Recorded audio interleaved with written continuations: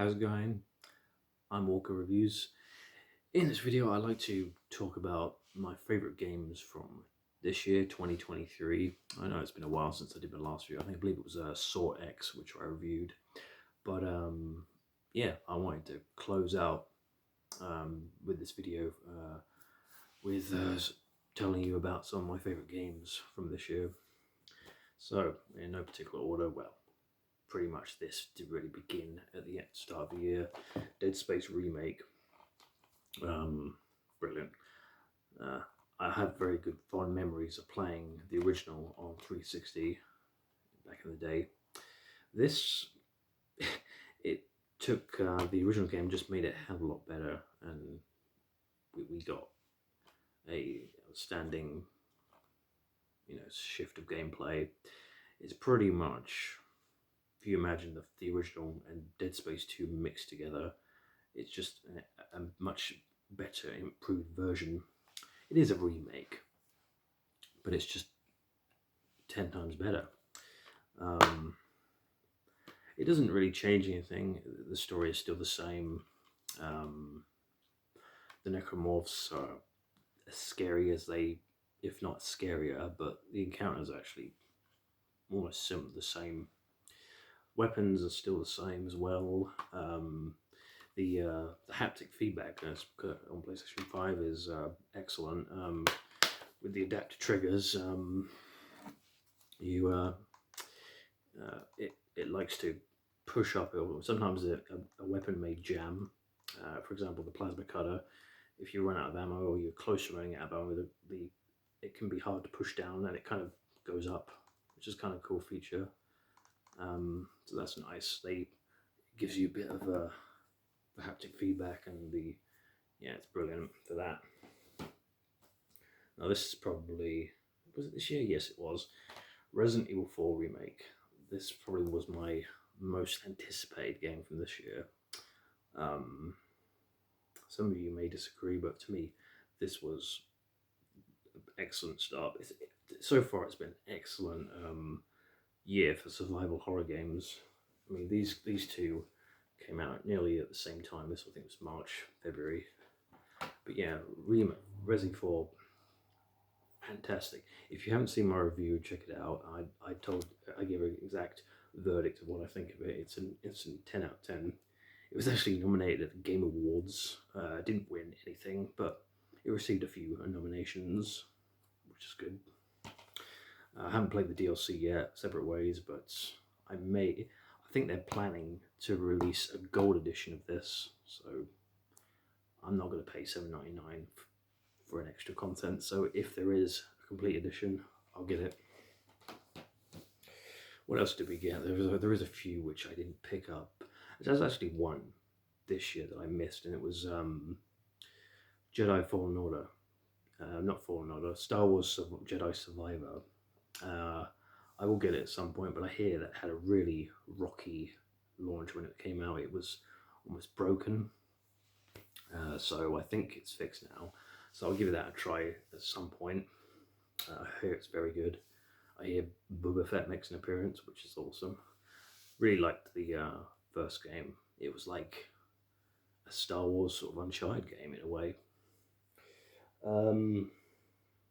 Was there any others that I thought of this year? I'll talk about Alan Wake in a little bit, but that is more or less to the end of the year. But Spider-Man 2 was my next most wanted game. Oh, absolutely brilliant. This is a masterpiece. Lots of people think, did they limit down the amount of villains this time? Yes, because Venom is, or it made you think that Kraven was the main villain, but no, Venom is the main villain of the story. But yeah, Kraven is in the story too. He's like the secondary antagonist. But yeah, you get to play as Miles and Pete in this, and you get to switch between them.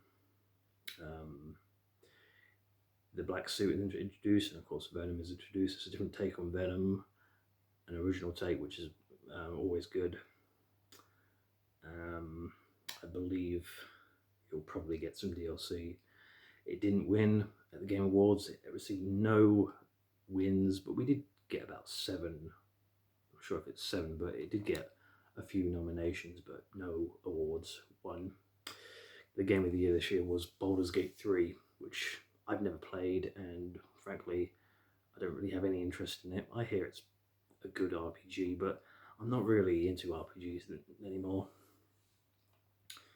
So yeah, this was actually the only Sony exclusive this year that was released for PS5. So it was worth the wait, and I'm glad I waited to get it. Fantastic.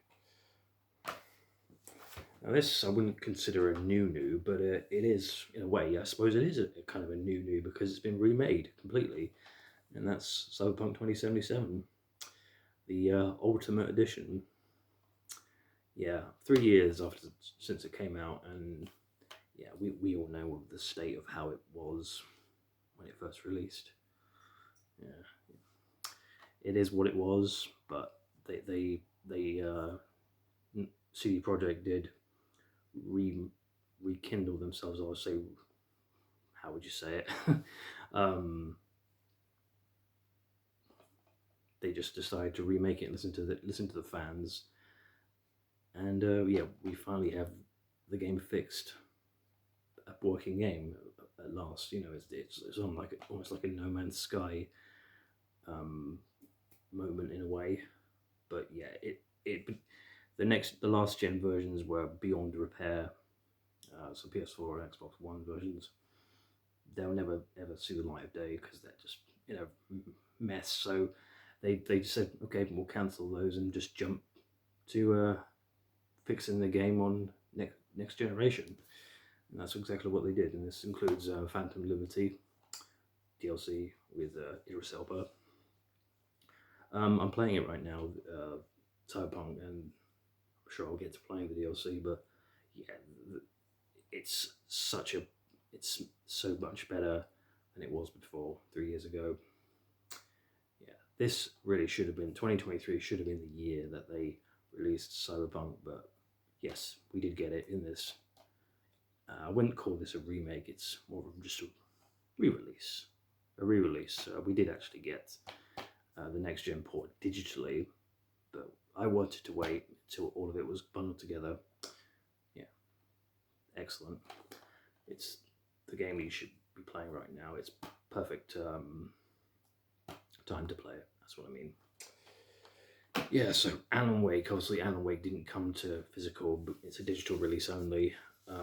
Absolutely brilliant. 13 years since the original game came out, and it is just excellent. It switched from action to survival horror, which I think is a fantastic choice genre for Alan Wake, because it's all to do with using your flashlight. It feels very much influenced by Silent Hill in a way, and Resident Evil. That won, I think, 3 awards this year at the Game Awards. Best game direction. What was the other one? Art direction, I think. I can't remember. But yeah, that was a highlight.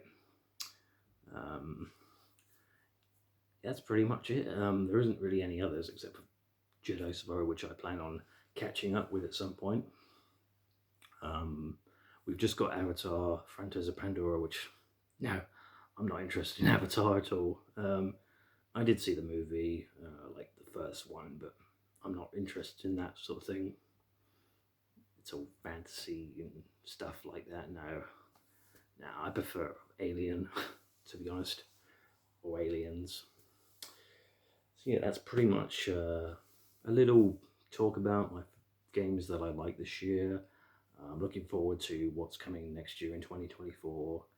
I reckon it's going to be another great year for games. So yeah, like and subscribe, and I'll see you guys in the new year.